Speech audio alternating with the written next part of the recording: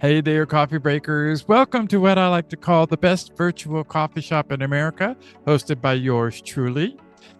Let's settle in with your favorite mug, because this episode is a full sampler platter of nostalgia, humor, and heart. The kind of lineup only a baby boomer with stories to tell, that would be me, and a little coffee in my system can deliver. We open on page one with a reflective, deep breath moment talking about prayer, love, and service. It's a gentle but persuasive reminder that the spiritual life isn't about perfection, okay? It's about showing up, loving well, and letting God work through our ordinary days. Then we shift gears into page two, where we hop into the time machine and land squarely in 1969 of all years. From moon landings to lunchboxes, it's a boomer's perspective, me being the boomer, on a year that shaped a generation, told with humor, honesty, and a wink toward the simpler and sometimes stranger world we grew up in. On page three, things get downright comedic with my first job, 1977. Picture a 16-year-old telemarketer who's too polite to serve the survive is what I should say, is what I meant to say, the cutthroat world of cold calls. Can you imagine? Fired in 3 days for being too nice? You bet. And yes, it's every bit as funny as it sounds. And finally, our bonus page takes us back to the elementary school halls of 1969 for Classroom 101 Etiquette, Habits, and Behaviors. Think straight backs, raised hands, chalk dust, and the kind of discipline that could stop a kid mid wiggle. Together, these pages create a podcast episode that blends faith, nostalgia, comedy, and a whole lot of heart. A perfect companion for your morning coffee or whatever time you're listening to this show, which includes an afternoon pick-me-up. We'll do that right after the break, but first, let's coffee break.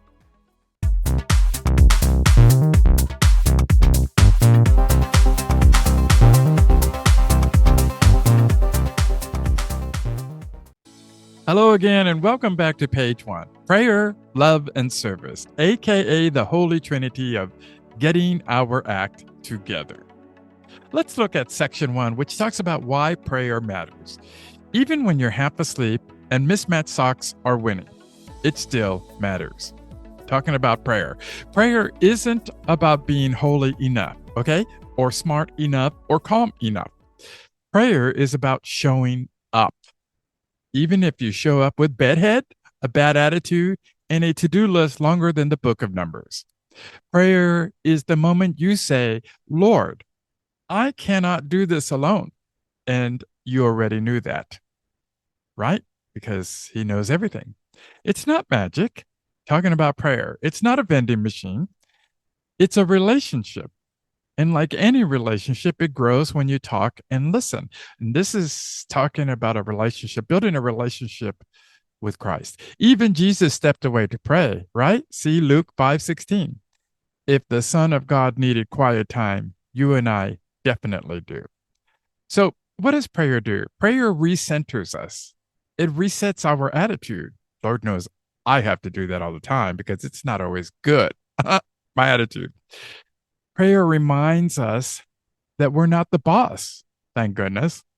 And it reconnects us to the one who actually knows what he is doing. And that's not us. Prayer is basically the spiritual version of turning your Wi-Fi off and back on again. And then suddenly everything seems to work. Yeah, who knew? Okay, section two. Why love is essential. Spoiler alert, because we're all a hot mess without it. Love, that is. Let's be honest, love is hard. It really is. Not the Hallmark movie kind of love, and not the I love tacos kind of love. I mean the real kind. The kind that requires patience, humility, forgiveness, and occasionally biting your tongue so hard you're surprised it's still attached. But love is essential because it's the first commandment after loving God. Matthew 22, verses 37 through 39. It's the only thing that actually transforms people. It really does. It's the only thing that transforms us. Love is the difference between reacting and responding, between judging and understanding, between giving up and showing up. Love is the spiritual WD 40. Everything works better when you use it. Section 3. Why service begins with me. Yes, me, even when I don't feel like it. Service, my friends, isn't about being a superhero. It's about being available. It's about saying, Lord, use me, even if I'm tired, imperfect, or still trying to figure things out. That would be me right now. Service begins with me because I am the one God placed here now. Not yesterday and not tomorrow. Now, this is where I am. I'm the one with the gifts He gave me. I am the one who can choose to act. And that is also you. And here's the kicker. Service does not start with grand gestures. It starts with small ones, such as a smile, a listening ear, a patient response, a helping hand, a moment of compassion when you would rather roll your eyes, something I have to do all the time. Mother Teresa said, if you want to change the world, go home and love your family. That's powerful. That says a lot. That's service. That's holiness. That's where it begins, my friends. Prayer keeps you grounded. Love keeps you human. Service keeps you useful. And all three together, they keep you becoming the person God imagined when He thought the world needed one of you. Got that? So, take another sip of coffee. Take a breath. Take a step. Don't know if you heard that. And remember, you don't have to be perfect. You just have to be willing. Next up, a humorous monologue, baby boomer style, reflecting on the year 1969.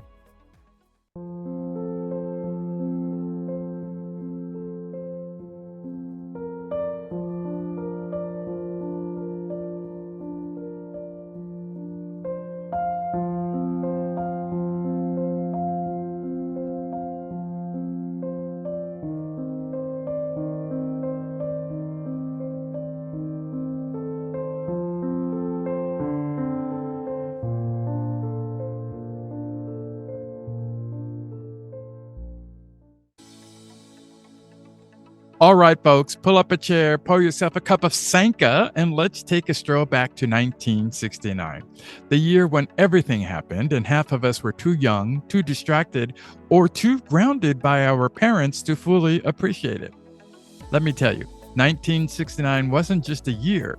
It was a mood, a vibe, a cosmic event wrapped in, bell bottoms, those horrid pants, transistor radios, and the faint smell of Aquanet hairspray. Do you remember where you were when Neil Armstrong walked on the moon? I was sitting cross-legged on the living room carpet, or is that legged? Doesn't matter. I was sitting there on the living room carpet staring at a black and white TV that had more static than picture. My dad kept fiddling with the antenna like he was trying to tune in a message from Mars. You guys remember those who were there? And remember Armstrong when he said those famous words? One small step for mankind. ...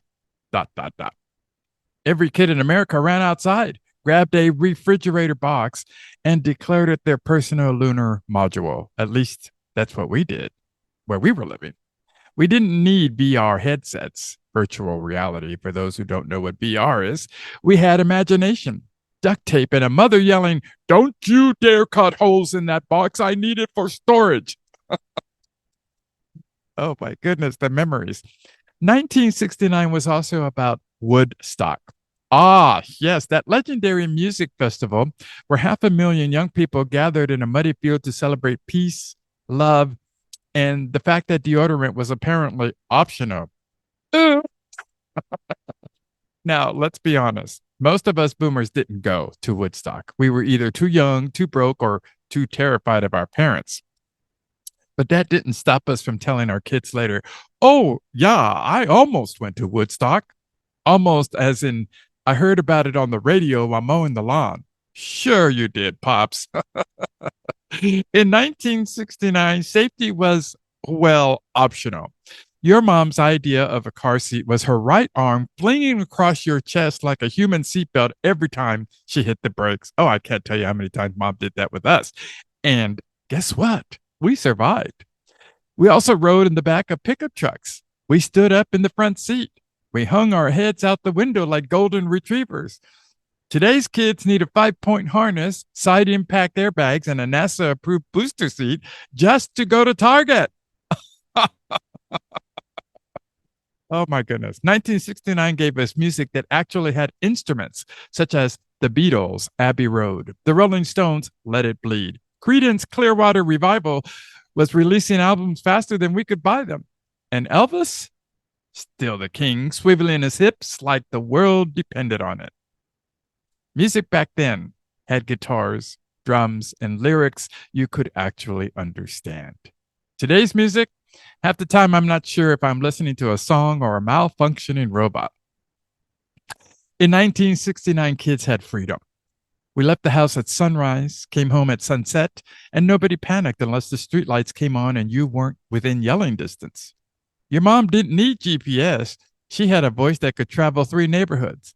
And if you heard your full name, first, middle, and last, you ran home like you were being chased by a pack of wild dogs or else.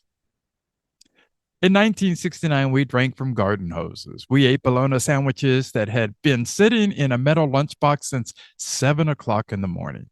We survived Tang, Spam, and Jello molds with mystery ingredients. And do you know what else? We liked it. Today's kids need gluten-free, dairy-free, nut-free, sugar-free, and joy-free snacks. Good grief. In 1969, a bath was optional if you'd been swimming outside or getting wet. Soap was whatever was on sale. Shampoo was whatever your sister wasn't hiding from you. And deodorant? Well, let's just say the 60s were a very natural decade. Listen, 1969 was the year the world changed for some of us, and so did we. We learned to dream big. We learned to question things. We learned that music could move mountains, and we learned that cardboard boxes made excellent spacecrafts. So here's to 1969, the year that proved the baby boomers weren't just growing up. Good Lord, we were blasting off. Now, if you will excuse me, I'm going to go listen to some CCR. Creedence Clearwater Revival. I'm going to adjust the rabbit ears on my mental television, and I'm going to pretend I almost went to Woodstock. Next up, a stand-up comedy about my first job at age 16. The year was 1977. I was hired to make cold calls as a telemarketer promoting a cleaning product. I only lasted 3 days on the job before getting fired for being too nice and not aggressive enough. Go figure.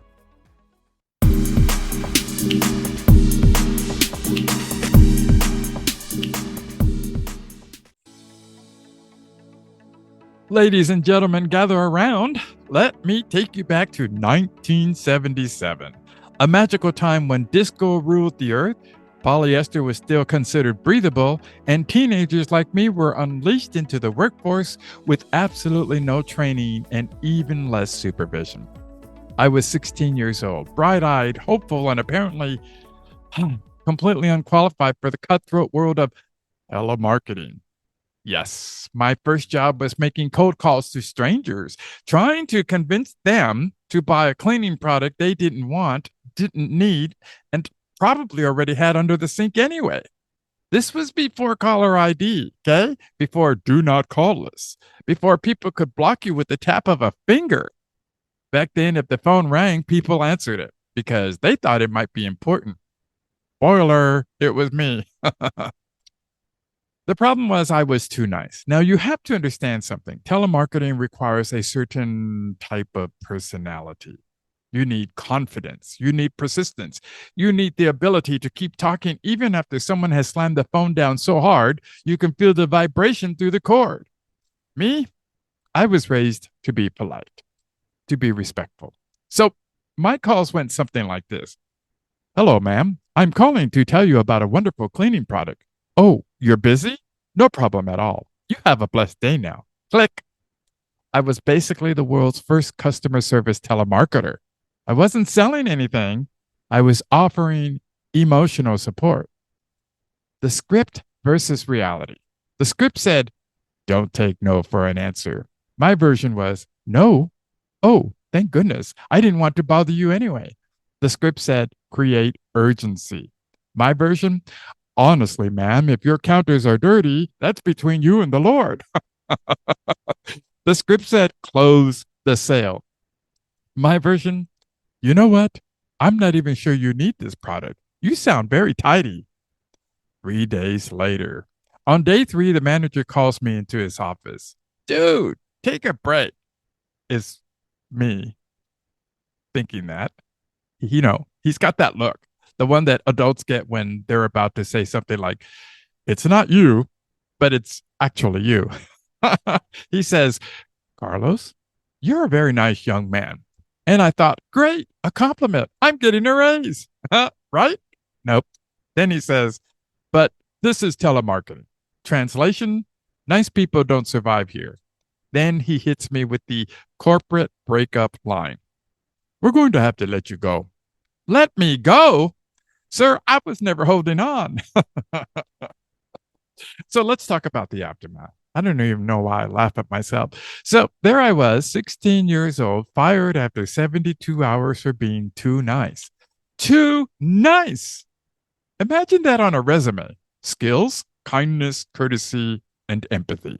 Weaknesses, all of the above. But honestly, it was a blessing in disguise because if 1977 taught me anything, it's this. I was never meant to sell cleaning products. I was meant to clean up in other ways, with humor, heart, and a whole lot of stories.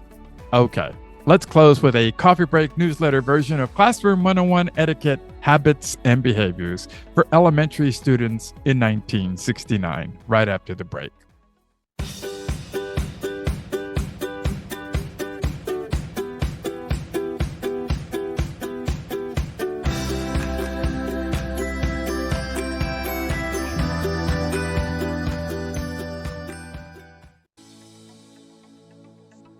Hello, coffee breakers. Welcome back to the bonus page. This is Classroom 101, the coffee break newsletter covering etiquette, habits, and behaviors for elementary students in 1969. Because if you survived school in 69, you can survive anything. Pull up your mug, friends. Today, we're taking a nostalgic stroll back to 1969 elementary school etiquette, a time when classrooms smelled like chalk dust, pencil shavings, and whatever mystery casserole the cafeteria was experimenting with that week. So let's review the unwritten rules every kid knew or learned the hard way, beginning with number one, sit up straight or else, in parentheses. In 1969, posture wasn't a suggestion, okay? It was a lifestyle. Teachers didn't need ergonomic chairs or posture apps. They had the look. One raised eyebrow from Mrs. Thompson and your spine snapped upright like a yardstick. Slouching? Question mark? Not unless you wanted to meet the business end of a gentle but firm desk tap with those fingers. You guys know what I'm talking about that were there. Okay, number two, raise your hand. Don't just blurt it out. You see them do it on Leave It to Beaver? That's the way it was. Blurting was the cardinal sin of the classroom. If you forgot and shouted, I know the answer, you'd get a disappointed sigh. A reminder about proper decorum, and possibly a note sent home which was worse than detention. Hand raising was the original mute button. Okay, number three, cleanliness counts. Your desk was expected to be neat, organized, and free of mystery crumbs. If your desk looked like a tornado hit a stationery store, you'd be staying after class to reassess your priorities, my friend. And don't forget the daily ritual, washing your hands before lunch. Supervised, of course, because kids were known to forget. Number four, dress code, simple, modest, and iron. And this included your underwear. In 1969, kids didn't choose their outfits, their mothers did.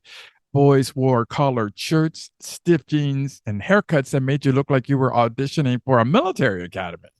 Girls wore dresses, knee socks, hair bows that could double as radio antennas, and everything was ironed. Everything. Wrinkles were a sign of moral decline. The nerve. Imagine that. Okay, number 5, books are sacred. Oh, I do remember this. Textbooks were treated like holy relics. You didn't bend them. You didn't doodle in them. You didn't even breathe too hard on them. If you returned a book with a torn page, you'd get a lecture about respecting school property. That felt longer than the Gettysburg Address, let me tell you. Okay, let's go on to number 6. Respect the teacher and the principal even more. Teachers were authority figures. Principals, they were mythical beings. If you got sent to the principal's office, the entire class gasped like they just witnessed a lunar landing, or worse. Respect wasn't optional, my friends. In that time, or at that time, it was survival when it came to the teachers and especially the principal. Number 7, lunchtime etiquette. Lunch was like a social minefield. Rules, and I'm talking about in the cafeteria, rules included no trading unless you lunch. What I'm talking about is no trading anything from your lunch unless the lunch lady wasn't looking. No complaining about the mystery meat. No sticking your tongue out at the kid who got chocolate milk when you did not. And absolutely no running in the cafeteria unless you wanted to mop the floor as punishment. Number 8, line up quietly or pretend to. Every transition required lining up for recess, for lunch, for fire drills, for reasons no one understood. The goal was silence. The reality was whispering, giggling, and one kid poking the person in front of them. But hey, we tried. Number 9, bring your supplies and guard them. Pencils were currency, erasers were gold, crayons were sacred. If someone borrowed your number 2 pencil and returned it chewed up, you questioned the friendship. And finally, number 10, recess, the great equalizer. Recess etiquette was simple. Don't hog the swings. Don't push. Don't eat the paste. There's always that one kid who did. And if you fall, get up. Unless there's blood, then you go to the nurse for an ice pack the size of a sofa cushion. Recess was where alliances were formed, friendships were tested, and jump rope champions were crowned. And let's not forget tetherball either. Okay, final sip. Classroom etiquette in 1969 wasn't complicated. It was built on respect, responsibility, routine, and the occasional stern look that could stop a freight train. And they were not even nuns. And yet, somehow, through all the chalk dust, the milk cartons and multiplication tables, we learned not just academics, but life. Now take a sip, smile, and remember, if you mastered 1969 classroom etiquette, you can handle anything adulthood throws your way.